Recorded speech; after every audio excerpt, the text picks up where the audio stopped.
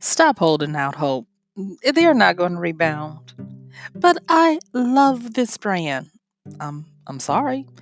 You got to move on. It's time. Oh, yes. But I don't want to. Hey, this is MichelleSpiva, your practical priestess of wisdom, and I want to welcome you to today's podcast of Wisdom Smack. Mwah. Join me on the flip as we get into recognizing, understanding, and learning when it's time to switch sides. I'll see you on the flip.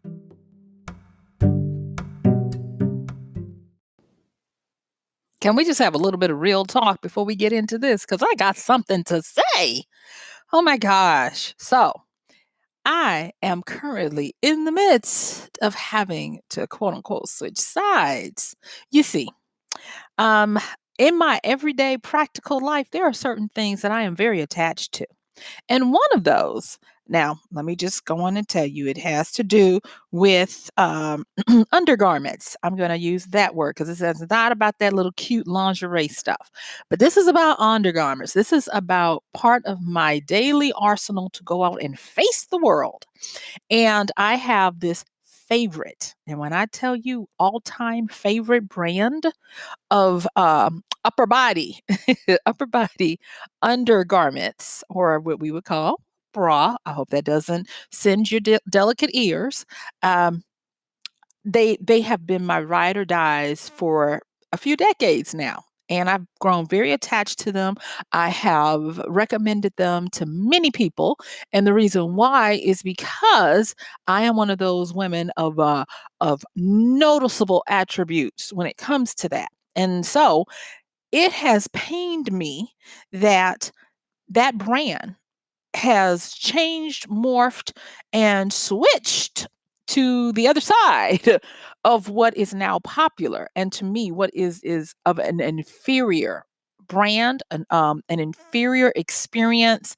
And I have voiced my objections to the point where I am actively looking for alternatives, including but not exclusively making my own. Oh, yes, I'm at that point because what is being offered today, no, ma'am, no, ma'am, it cannot replace because it cannot do for me what my previous brand did.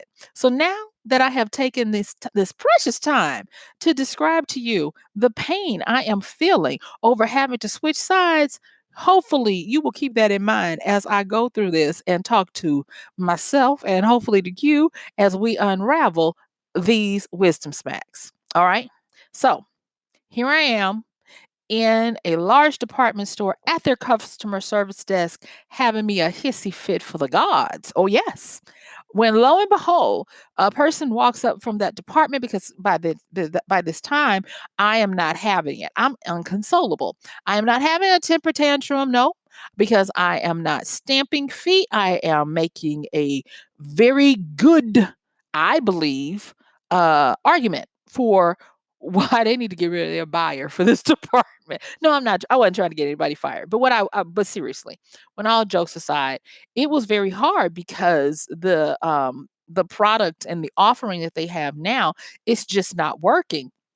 And it's to the point where I'm like, I got to do something because I have to be presentable when I go outside. And this is not cutting it. And I have, yes, I've tried very many. And I went to my car. I sat in my car and I was so flustered. And I had to get beneath that and was like, Wisdom, I need you to help me. Why is this such a problem for me? And uh, it didn't happen immediately. I wish I could have told you there was one of those moments, but it wasn't. And I went home and I dug up all of the old product that I had from over the years that could still stand a few more washings and a few more things without totally turning to tatters. And I was like, okay, I'm gonna have to make it with this until I can figure out what to do next. And it was in my investigation and going through and learning, um, actually, I went actually back to the drawing board and started learning the construction of a bra, why certain things feel uncomfortable once you are past a certain size, and just the mechanics of it. Because I was actually to the point where I was like, I'm gonna have to just make my own, and I'm still almost there. But it was during my investigation and learning, because y'all, when I tell you I was hotter than old fish grease, struggling to keep up. Oh, yes, I was there. I had to finally learn how to let it go, how to let the anger go. And it wasn't until then that instead of me trying to recreate that particular product, that particular brand, and being very upset with them, that I calmly, yes, I'm going to say that after the fact. Y'all, I got to keep this, I got to keep it where I look decent in some of this story. Not maybe not so calmly, but in my right mind by now, I learned that there was another company. Now, albeit the other company understands how hard this is, and thus they charge appropriately. So I'll just put it this way. Whereas for what I will have to pay for this other company who is meeting this need, I could have gotten 3 bras from the previous company. Yes. Yes, I'll say that. So there's that.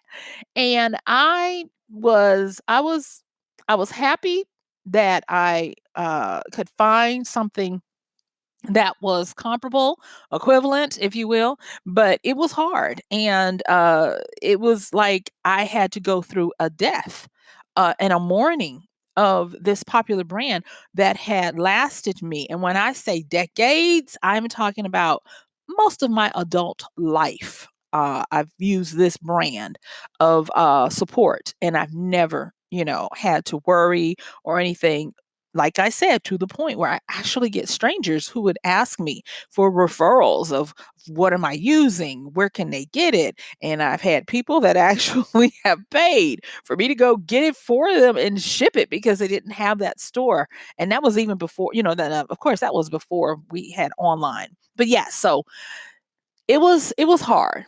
And it came to me that wisdom I was needful of wisdom of how to let go and when to switch sides. Um, because I really I wanted to just make them understand. I almost feel like a cast member from Dreamgirls. You're gonna love me. I'm not going nowhere. But they were like, we can't help you. We've charged and to the point they actually changed their name to have a word modern in it. I was like, who told you that this was old? Who said that you needed to change? and um Y'all, okay, let me let this go because I'm still talking about it. If you still here with me, thank you so much. So anyway, let's get into when it's time to change size, when it's time to switch sides. So first of all, that's one of the big things is we have to learn how to let go. And in learning how to let go, one of the things that I have had to realize is that a lot of times it's not a process, it's a pronouncement. So when I was still going through this, I was still trying to figure out. I mean, I'm to the point where I was looking for the patterns of their particular brand so that I could take it to a seamstress and have my bras made, in that style and pattern. And it didn't come until wisdom started smacking me upside the head and was like, instead of you trying to box with the wind, why don't you just change and look for another brand that will supply your needs? And so it really just came in the snap of a finger to change. And looking back on it, I was like, that is really powerful. Now, am I happy that I'm having to pay in the 3 figures for one product? Nope, I am not. But the fact still remains that this is what is required for my particular needs, and I have to deal with it. And so learning how to let go is, yes, it's a process, but there comes a point when once you've gone through the process of exhausting all of your options to try to stick with something, you then go to the pronouncement and you just change. Okay. So that's one of the things that is very hard for us, whether it be something as benign as a product that is not in existence anymore, or if it is a relationship or a job or something that no longer serves us, or is no longer able to support us. And we get very, very ensconced, entangled in our emotions and our logic and our habit when we have done something for a long time. So now I'm going to say, in hindsight, looking back at this, and I'm not even that hind behind it, but I will say this: that in hindsight, with the quote unquote knowledge I have, I know better. But in the emotion that I have, it's taking some time. And we talk about being able to be adaptable, and we talk about being fluid and all of these things that sound really good until we have to do it in a new area. Yes, I am, I think, really good at embracing new thoughts, concepts, and things of curiosity. But when it comes to my habits, baby, oh my gosh, that's why I was in in this customer service area having myself a little verbal hate dance over, the situation. And it accosted me. I was like, how are you going to daily tell people you have to adapt? You have to be willing to change and move with whatever is thrown at you. And yet and still I can't let go of an undergarment. I mean, see, you see how cuckoo that is? Y'all, when I tell you we try to be real each day, we got to be real. And I'm hoping that if you're listening to this and you don't have this need that I had for this particular product, AKA, my guys and stuff who don't have breast, um, I want you to know that there is something else in your wheelhouse that is probably lurking and ready to pounce and strike and try you to try you to within an inch of your sanity. And so here is hopefully some things that will help us with wisdom and with application so that we will always be willing to learn when to switch sides, because that's part of the adaptability quotient that is going to be required of most people real soon. So before I move into when to change sides or switch sides, I want to remind us, do a recap of what the adaptability quotient is. So when you look at the terms intelligence, emotions, we have gotten to the point where we're able to put them on a scale and be able to track them to see how advanced one is as opposed to another. And when I say one, I'm talking about a person as to another. And so we started out in our learning theories.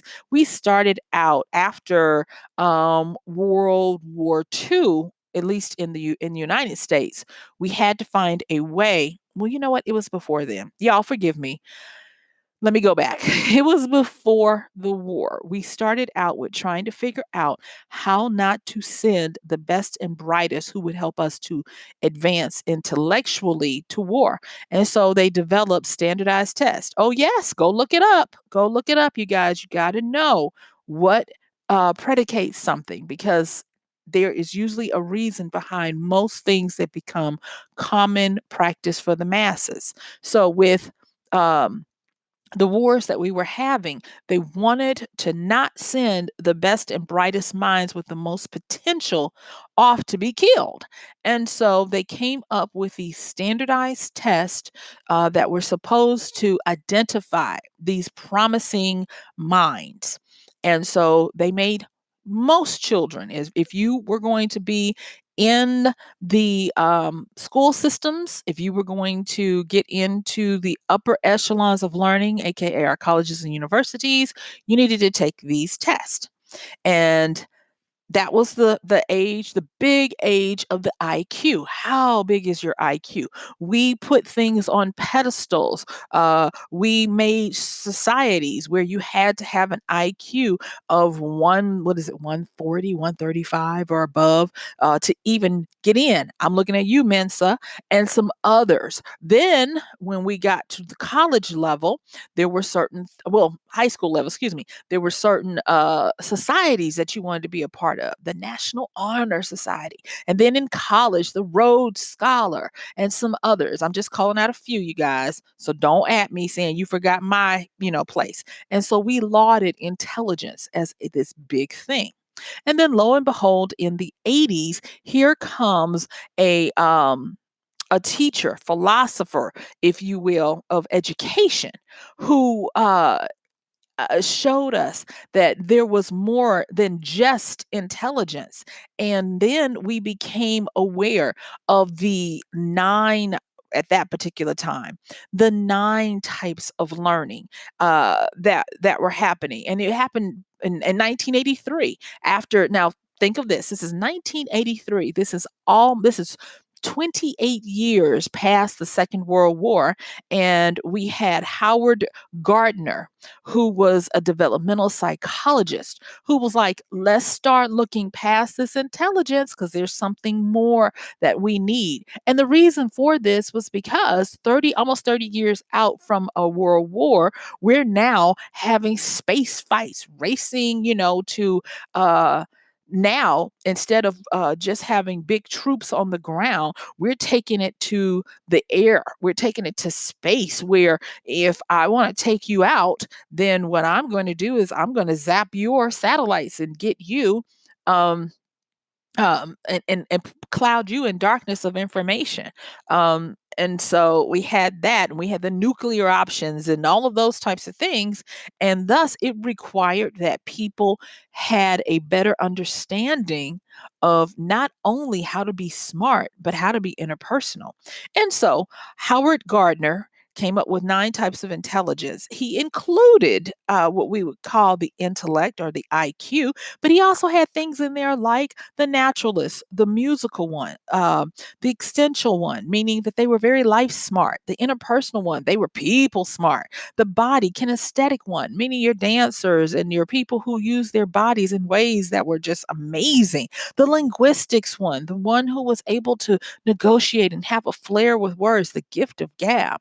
Then we had the interpersonal one, that was the life smart inside yourself. This is the gurus that were helping people to find meaning and within themselves. And then we have the spatial. This is going to be your artists, the people who are able to take 2D and turn it into 3D. And of course, we had the logical, mathematical. This is the number and reasoning smart, which was traditionally the intellect or the IQ assessment.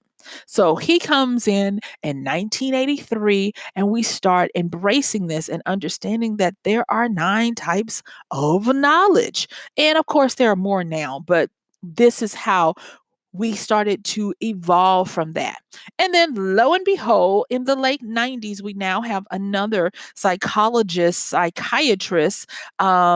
who puts out an understanding now of the intelligences, and starts to work with a famous um, writer, if you will, about how to have emotional intelligence. And so we moved from IQ, and then we moved to the nine types of intelligences.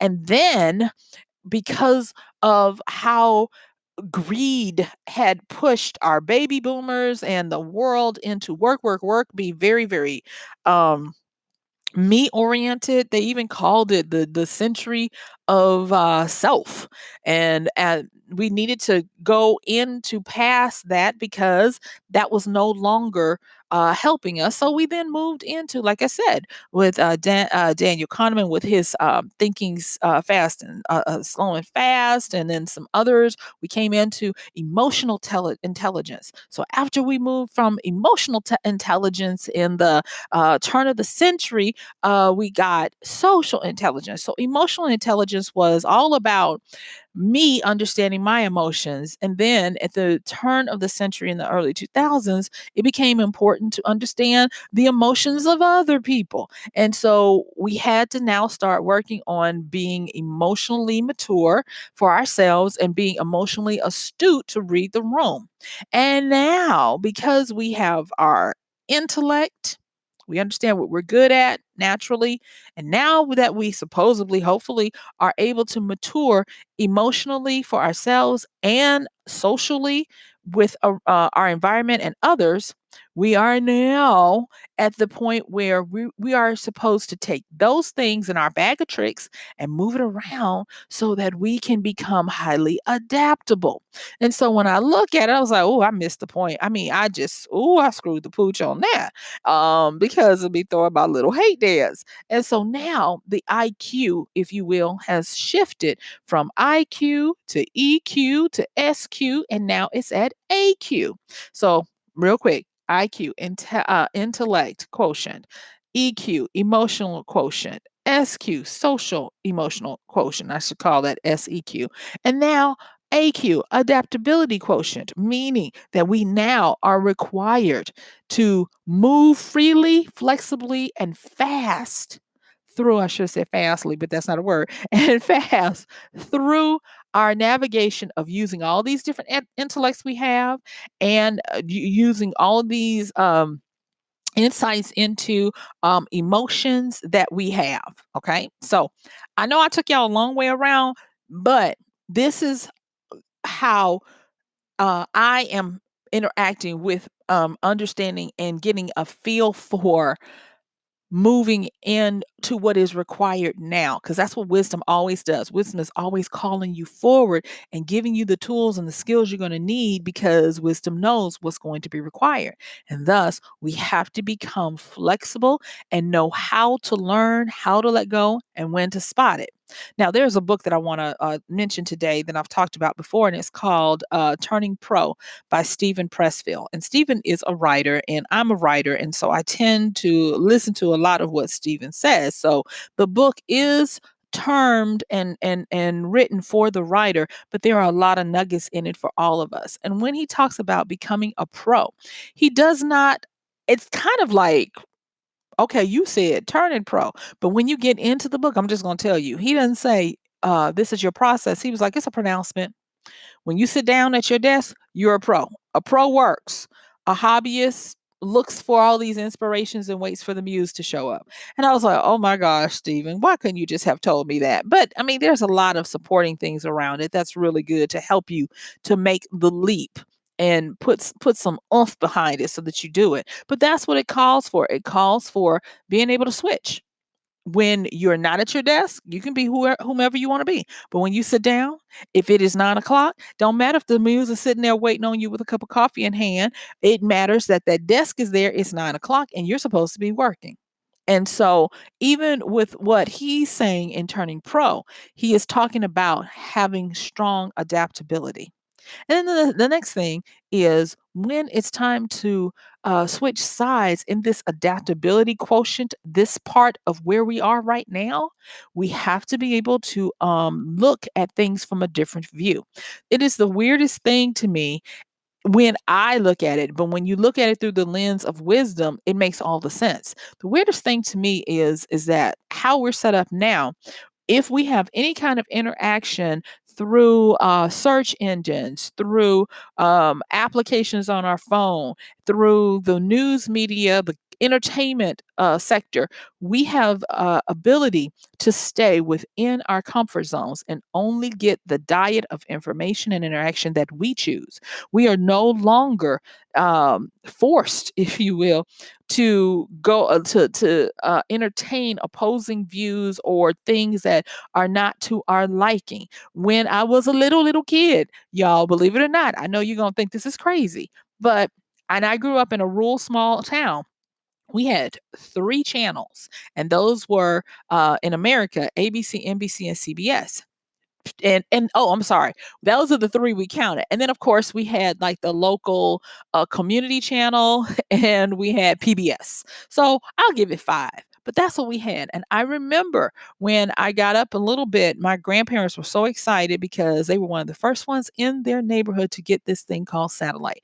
And it was this huge dish that sat in the back of their yard, pointed up to the sky, and they would pay for this programming. And all of a sudden our TV, which was only able to turn the dial to 13 spots, became simply a projector because now this fancy new box with bright illuminated LED lighting sat on top of it with all of these different channels that lived in these different constellations of the sky. And it was an amazing thing for me. But what it did was, and thankfully it happened when I was a kid, it started to help me to understand and develop a knack and a propensity for being able to take a different view. Because depending on how you angled your satellite, you could pick up channels that you paid for, and sometimes you could pick up channels that were sending um, on unidentified arcs. And so I started learning how to be very flexible. And my grandmother would be like, you know, that channel you found from this, whatever, find it again. And I was able to do that. And so we have to be able to take a different view, but not only take a different view, we have to be willing to look for the view and know that the view is there. The next thing is we need to make sure that just like our bodies need to remain flexible for us to have long life and a healthy life, so must our mental abilities have to be that way. And our adaptability quotient, uh, it is a I think in my understanding of what I'm being faced with, it is a totality that I have to be flexible and fluid in my mental capacity, in my emotional capacity, in my physical capacity, and in my behavioral capacity.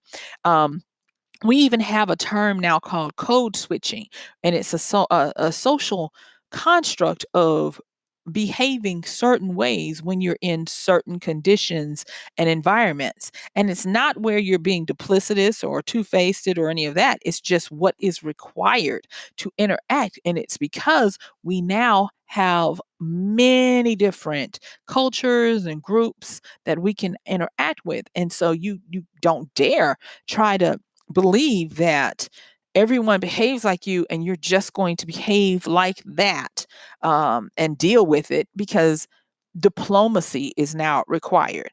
And there are times when you're going to have to switch sides. You're going to have to click off of what you do in your casualness around those who are just like you to going into a formal state. And I'm saying this like this is something new to us. It kind of is. And a lot of cultures outside of us already understand this because it's even embedded in their language, where they not only have a male, female of a word, but then they have a formal and an informal of a word. And I guess we could say that our informal would be the slang or the colloquialisms of a word, but still, I am having to learn that I have to be more, um, how can I say it? More fluid and smooth. Yeah, that's the word. And more smooth in my ability to be flexible and to make the switch. And that leads me to the next thing. It's time to switch sides when you understand that you are clotting about and you are as effective as a bull in a china shop when interacting with people. To be able to learn how and know when to switch sides is to become diplomatic. And with diplomacy looks like something that is not what you expect. When you try it on at first, sometimes it might feel slippery. It might feel like, "Oh, am I sending mixed signals?" Because diplomacy is very fluid. It leaves stubbornness at the door.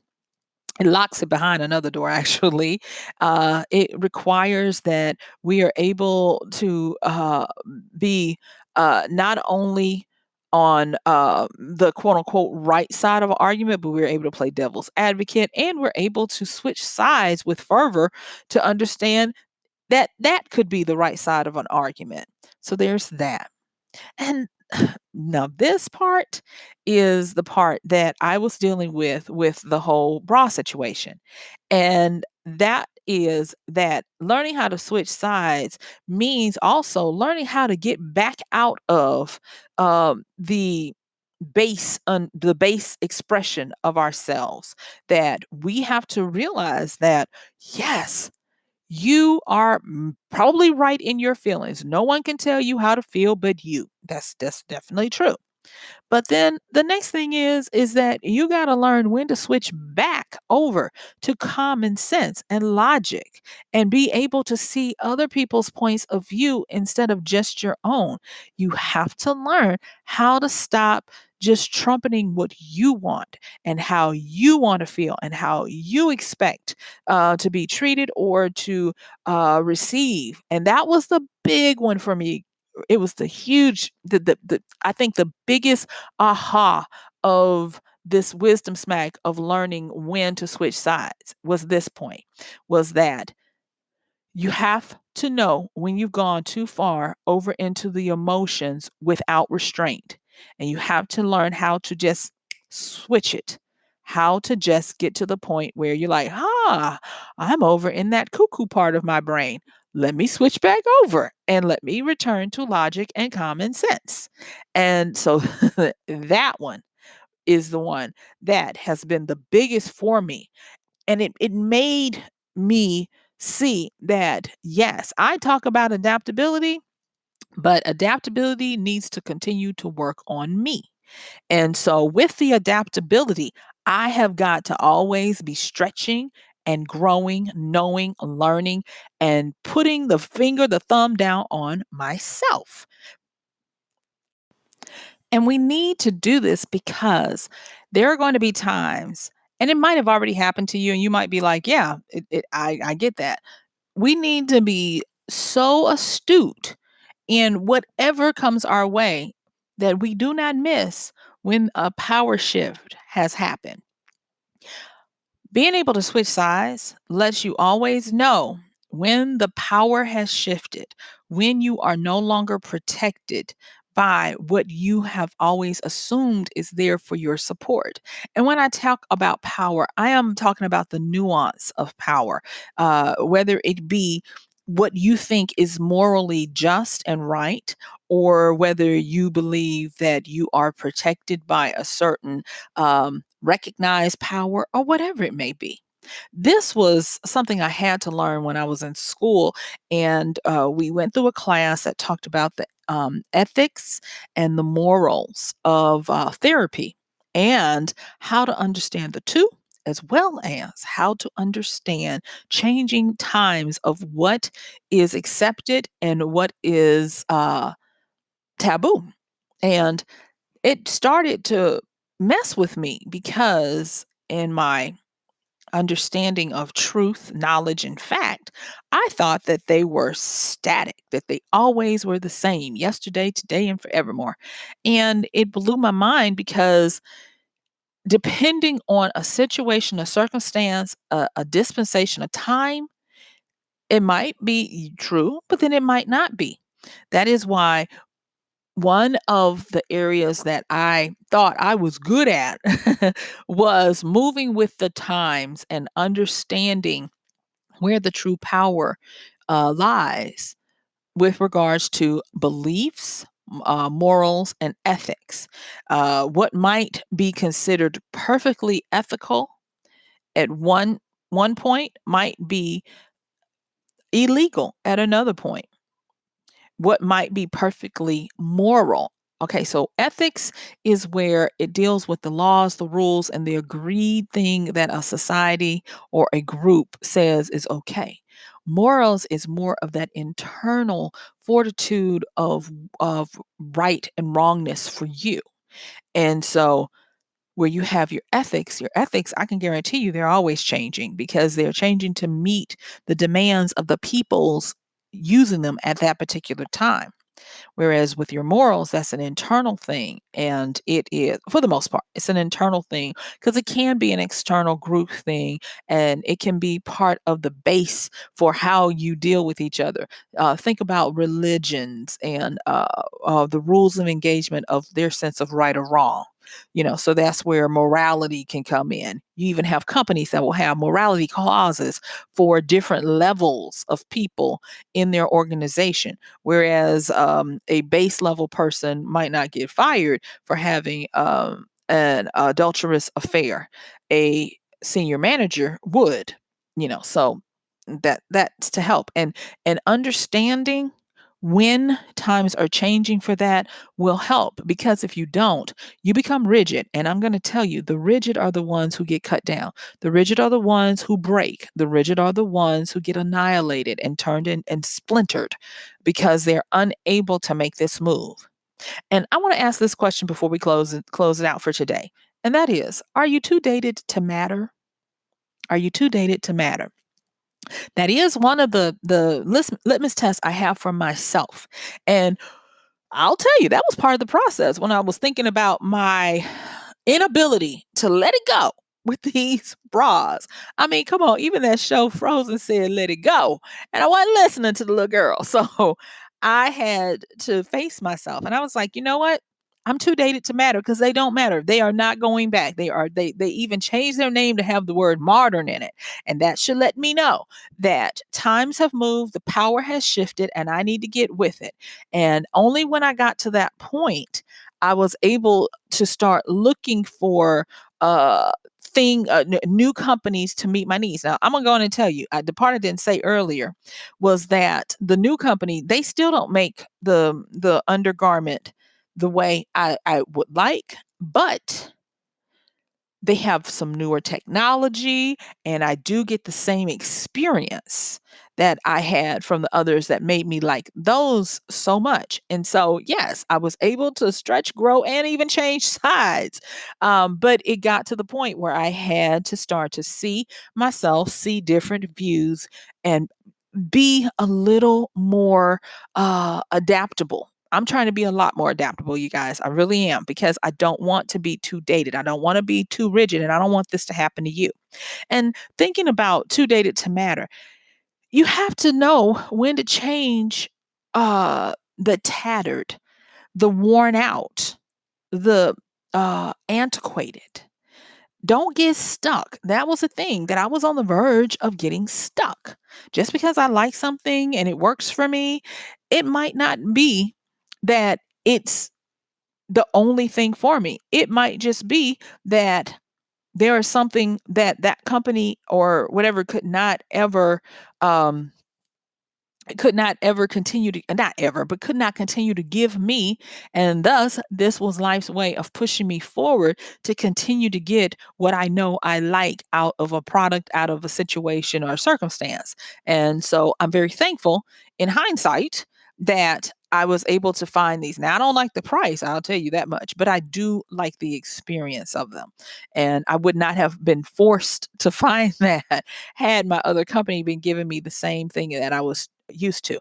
And that also says, don't get too comfortable with something. If you've had something for a while, you get comfortable, you take it for granted, and you don't stay sharp. Whether that be with an item, a product, a service, a people, or even a relationship.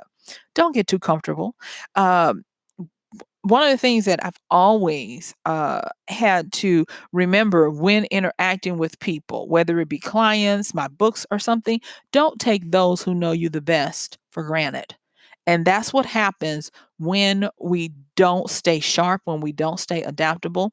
You have to, in within yourself, be willing to switch sides, mix it up. One of the fastest things that will get you out there in a bad way is to become boring, predictable, and uh closed-minded to trying new things, behaving new ways. You know, there is something about being solid, but there is another thing about taking that solidness and mixing it up with some variety. And there has to become a point when you have to be able to, on site, on spot, be able to recognize that you've stopped being flexible. Even your body requires the ability to remain flexible. I really like the story of the guy, David Goggins, of how not how he lived his life to, and he's still alive, you guys. He's young. I'm not trying to say the man is old or dead. I'm just saying of how he lived this life where constantly he had to learn how to switch sides, how to mix it up, and how to be what the time required. And he had ran all of these ultra marathons and become a Navy SEAL, a Ranger, and all of this, only to find out that his body was so stiff that it was causing him to not be able to perform at his best. And where he used to think that that was for girls or for something, he now incorporates a large amount of his day and his time to stretching his body to become flexible. And I was like, if this guy, this ultra alpha male guy, can learn how to switch sides to understand that it's not just about strength, it's also about movement and flexibility. I can learn how to switch sides. And so that was one of the things that I loved about learning about his story. And I'll put his book in the show notes as well, and it's called "Can't Hurt Me." And so he's a great example of learning when to switch sides. And I'm just thankful that I had this whole fiasco, this whole hate little dance, turning my world upside down with the bra moment, to understand that even though I thought I was adaptable and flexible, it showed me so many areas that I wasn't.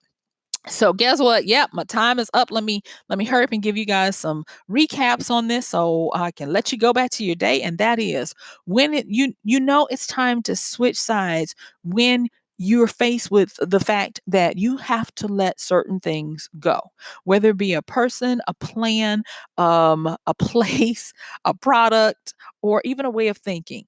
Learn when it's time to let go. And to let go, it might you might go through a process, but you will have to get to a point where it just becomes a pronouncement and you say, I'm done. And you move on. And then turning pro. We talked about Stephen Pressfield and how he said more of the same, that when you're at that moment, you don't try to wait for the winds to be right. You don't try to wait for the muse to show up to give you permission. If it's that time, that moment, you do what you need to. And that is how you switch sides. You just do it. Boom. It's not a let me slide into it. It's not that. It is a on and a off kind of switch.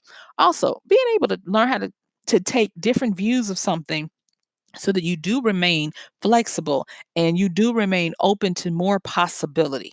And it can be hard because we have to be flexible not only in our minds and bodies, but we have to be flexible in what is morally and ethically advantageous for us based on diplomacy, based on what the times call for, and based on what we as a people need to do, because it's not just all about us. And that leads to understanding when you've gone too far off into the emotions and the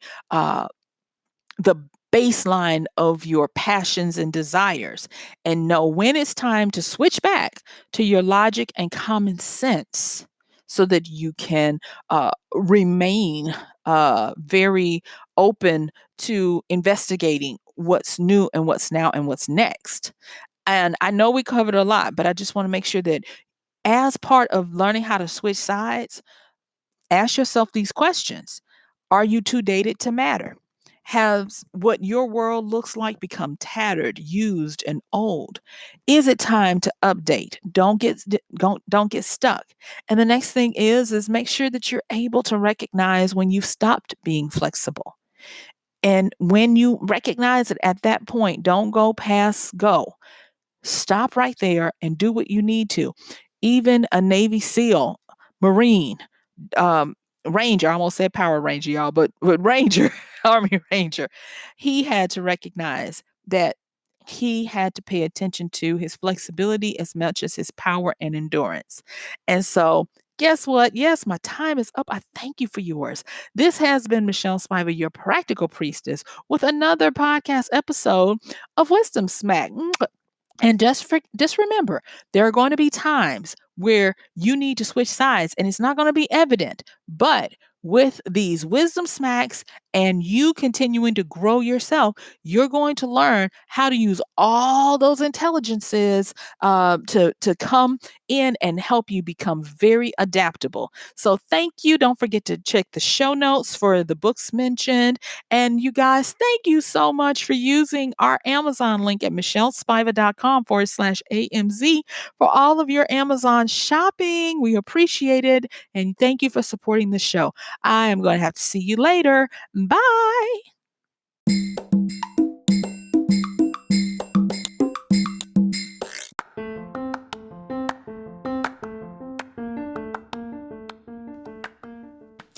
And that's going to do it for today's podcast of Wisdom Smack with Michelle Spiva. If you like this podcast, please help us get the word out. Like, comment, subscribe, and even share. And if you really like it, please help us continue to get the word out by considering using this show's link for Amazon. So when you want to go to Amazon and you do all of your general shopping, please use MichelleSpiva.com/AMZ. It's simple as that. It doesn't cost you anything extra, and this show might receive a little bit of commission that will go towards helping to further get these episodes out to you and to others. So thank you so much for listening. This has been Michelle Spiva with Wisdom Smack. Bye.